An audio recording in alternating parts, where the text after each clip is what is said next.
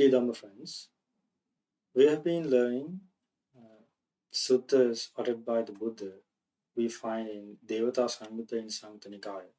It's a section where Buddha talked about devas. So in those suttas, devas would come to the Buddha and they would utter verses and ask questions in verses, and Buddha would answer them with verses. So these verses contain deep meanings, which will help us to practice this Dhamma and practice the path. So the sutta we are going to learn today is Aranya Sutta. Aranya means forest. At the time of the Buddha, there were arahants who lived in the forest, in seclusion, and they lived very simple lives, right? With the three robes and the bowl they used to go for alms, and that's it. And they would live under a tree very happily. So there were devas or deities who lived in the forest, and they were so pleased to see these monks, these arahants, and they had so much respect for these arahants. So one of these devas, deities, came to the Buddha at one night when the Buddha was residing in the Jetavana monastery at Savatthi.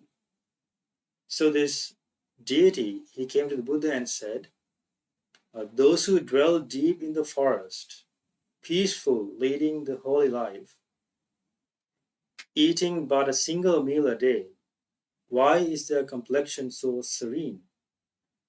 So these deities noticed this serenity in these arhants, their simple lives, and how they lived so happily, being alone in the forest, just eating one meal a day. So when this deity asked the question, the Buddha answered, they do not sorrow over the past, nor do they hanker for the future. They maintain themselves with what is present, hence their complexion is so serene.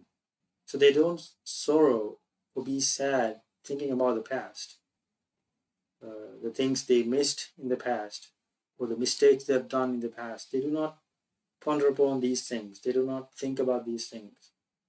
And also they do not hanker for the future. They live in the present being satisfied. So Buddha said they maintain themselves with what is present, that they would go for alms and be satisfied with whatever they get. They would feed this body and come back to the forest and meditate and live happily. So Buddha continued, he said, through hankering for the future, through sorrowing over the past, fools dry up and wither away like a green reed cut down. So the fools will keep on thinking about the past. Past is already gone, it is no more. But they will think about the things they did in the past, how they lived their lives. They will have these memories and keep pondering upon these memories. But that will not give them anything.